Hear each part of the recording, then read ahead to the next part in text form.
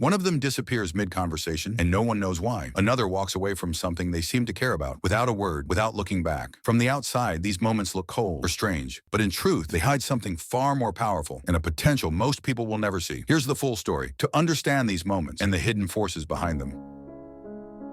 Carl Jung, the Swiss psychiatrist who founded analytical psychology, spent his life exploring what most people ignore: the hidden architecture of the psyche. He wasn't only interested in conscious behavior, but in the unconscious patterns that shape it from below. And among all the psychological types he studied, Jung was especially drawn to the rare ones who seem most attuned to the invisible, the deep intuitives. According to the MBTI system, these types are known as INFJ, INTJ, INFP, and INTP. These four types don't move through life just by reacting to facts. They move by sensing symbolic undercurrents: meaning, possibility, contradiction, and inner truth. Intuition for them isn't just a strength, it's a second operating system. Beneath the surface, it runs like a background processor, quietly mapping meaning while others focus on motion. It's like having seismic sensors for subtle shifts, picking up tremors long before anyone else feels the change. And at times, it's like a subconscious radar, scanning the unseen and connecting dots, and then projecting entire storylines from a single expression. This isn't magic or vague horoscope talk. It's symbolic pattern recognition at the level of soul, and it never turns off. But with this perception comes a deeper pressure, an inner tension that pulls between outer reality and inner vision. And that tension leads to what Jung often observed in the psyche: inner paradoxes that hold opposing truths. Jung believed that these types don't just live with insight, but with paradox itself. And that paradox, when held, unlocks something powerful, something we'll return to later in this video.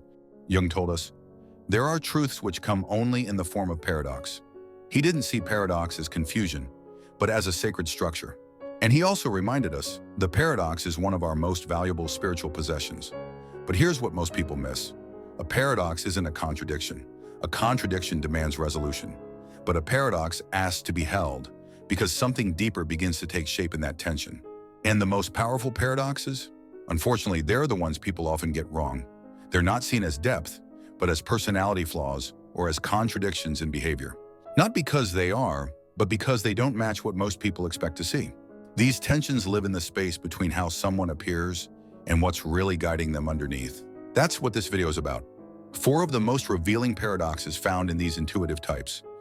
Not as flaws, but as hidden systems of tension and transformation.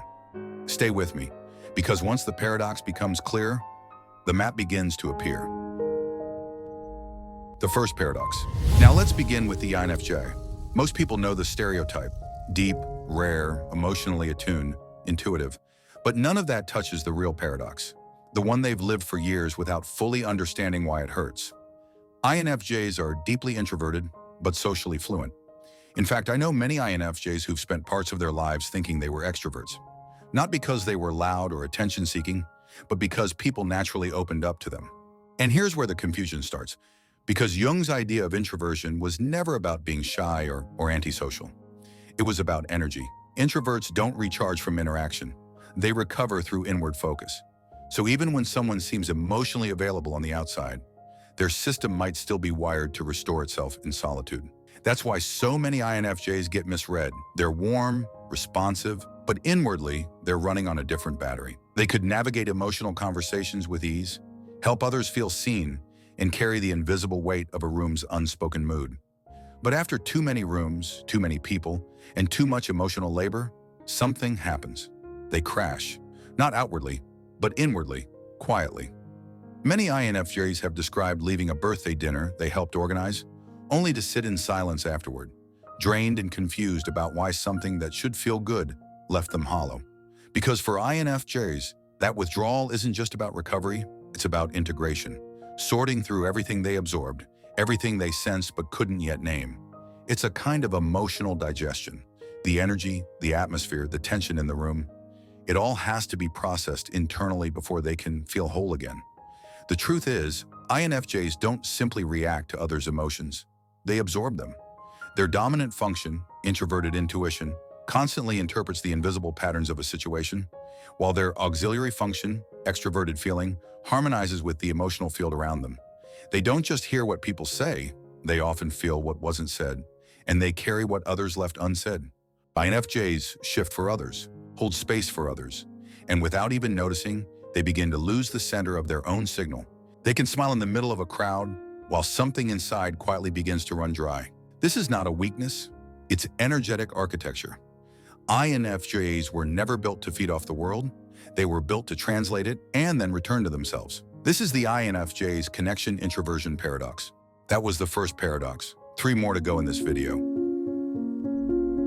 The second paradox. Now let's move to the INTJ. Their paradox isn't just something they carry. It's the hidden engine of their entire cognitive system. People often assume they're cold, distant, or arrogant, but they're not isolating to escape. They're isolating to lead. While others interpret their retreat as withdrawal, the INTJ is actually recalibrating.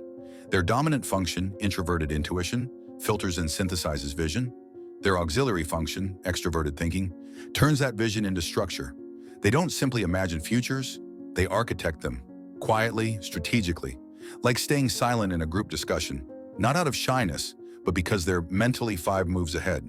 While everyone else is still debating options, the INTJ is already running simulations. That second operating system, the one mapping vision in silence, it doesn't turn off. Even in isolation, the mind is running futures. That's why they retreat, not to sleep, but to build what no one sees yet. And that's where the paradox begins. The more visionary their mind becomes, the more alone their process feels. People say they seem disconnected, but it's because they're tracking what others haven't seen yet. Their silence is often mistaken for doubt, when in reality it's the final step before action. And yes, their retreat can look like arrogance, but what they're actually doing is protecting signal clarity in a world flooded with static. Many INTJs have said things like, "I just need space, not to escape people, but to hear my vision again."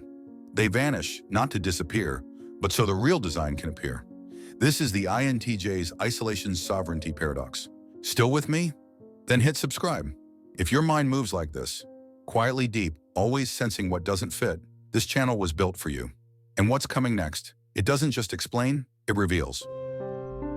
The third paradox. Let's talk about the INFP. To the outside world, they often appear gentle, sensitive, emotionally open. But that softness hides something far stronger, an internal compass that does not bend. The dominant function of the INFP, introverted feeling, isn't just about empathy. It's about alignment with deep internal truth. And that truth doesn't shout. It doesn't try to persuade. It simply is. INFPs don't need to explain their principles. They live them.